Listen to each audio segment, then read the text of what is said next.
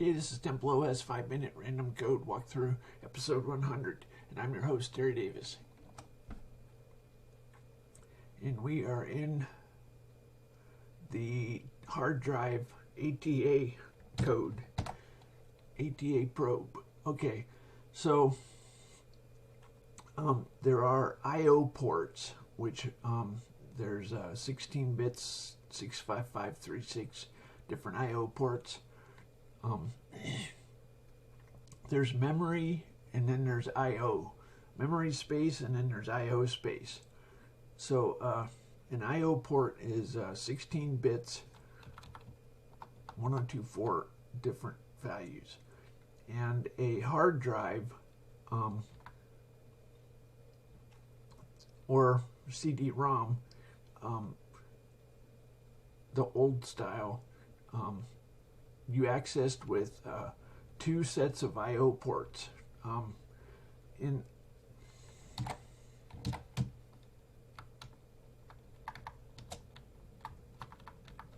Okay, so I have to identify which port. I have to identify when it boots. I don't know the CD-ROM drive that it booted from, and I have to probe in order to determine. There's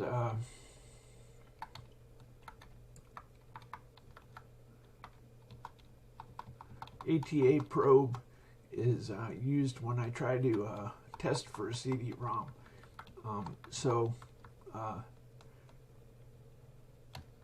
Basically there's two sets of ports, and what this routine does is it gets device ID. Okay, for a certain, I make a guess at the I/O ports, and then I read them. It's a little bit dangerous because a wrong guess could screw something up. It's not likely to corrupt anything, but it could crash.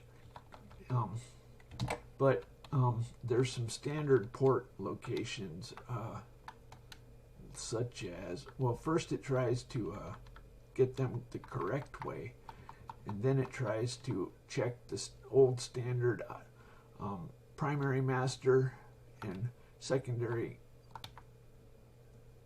primary and secondary IDE. Anyway, 1F03F6 is the primary IDE, and 170376 is the secondary IDE. And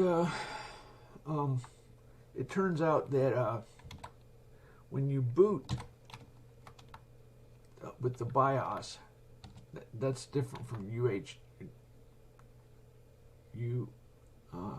UEFI is the new way of booting. With the old way of booting, you use interrupt 13, and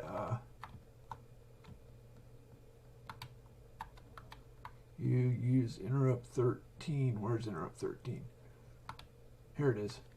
You use interrupt 13, and you pass the drive number in DL. It starts in 16-bit mode, and DL, when it calls your bootloader, when the BIOS calls your bootloader, DL has this is the BIOS number for the CD-ROM. But there's no way to convert the BIOS CD-ROM to I/O ports.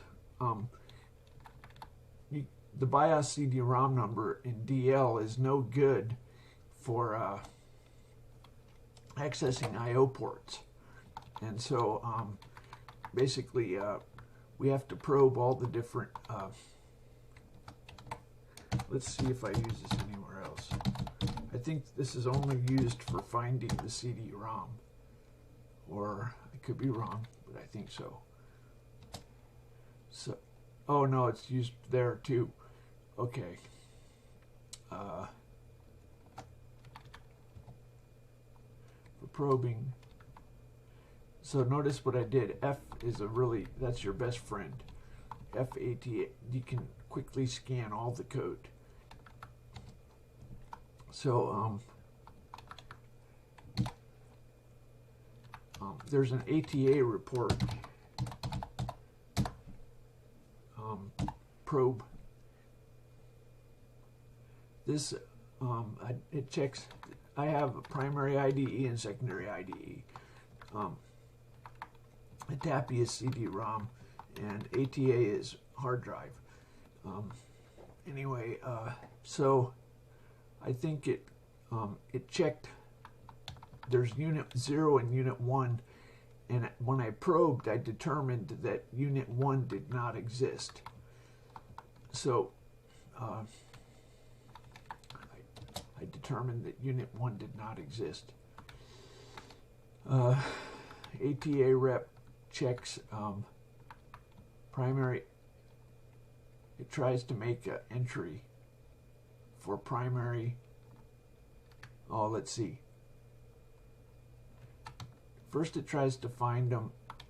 There's what's called a PCI BIOS, and what that is it's a 32-bit BIOS that has a handful of where would that be? The PCI BIOS has a handful of you can read config space, or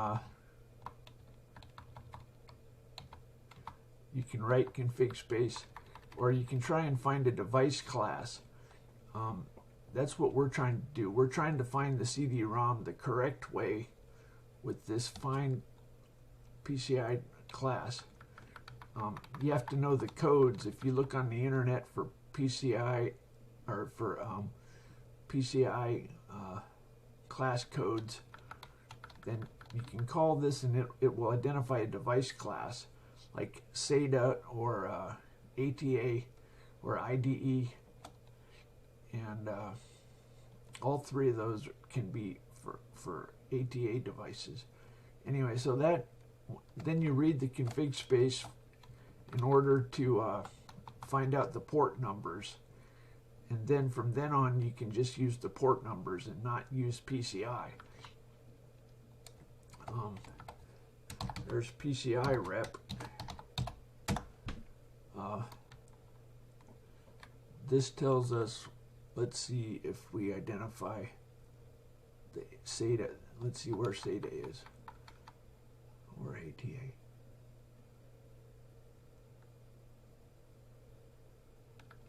There's a SCSI. Is that what I'm using? I don't think I'm using SCSI. How could I be using SCSI? I don't even know which one of these. Maybe we didn't find it. Anyway, VMware allows primary and secondary IDE to function.